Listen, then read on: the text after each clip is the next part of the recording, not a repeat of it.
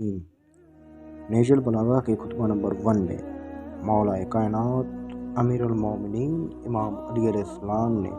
زمین و آسمان اور پیدائش عالم کا ذکر فرماتے ہوئے اللہ پاک کی حمد و ثنا کی۔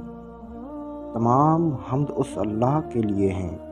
جس کی مدت تک بولنے والوں کی رسائی نہیں،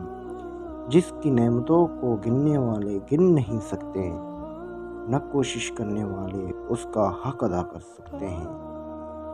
نہ بلند پرواز ہمتیں اسے پا سکتی ہیں، نہ عقل و فہم کی گہرائیاں اس تک پہنچ سکتی ہیں۔ اس کی کمال ذات کی کوئی حد معین نہیں، نہ اس کے لیے توصیفی الفاظ ہیں، نہ اس کی ابتدا کے لیے کوئی وقت ہے جسے شمار میں لایا جا سکے، نہ اس کی کوئی مدت ہے جو کہیں پر ختم ہو جائے۔ اس نے مخلوقات کو اپنی قدرت سے پیدا کیا،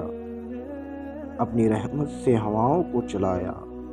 تھر تھراتی ہوئی زمین پر پہاڑوں کی مکین گاڑیں۔ دین کی ابتدا اس کی معرفت ہے، کمال معرفت اس کی تصدیق ہے، کمال تصدیق توحید ہے، کمال توحید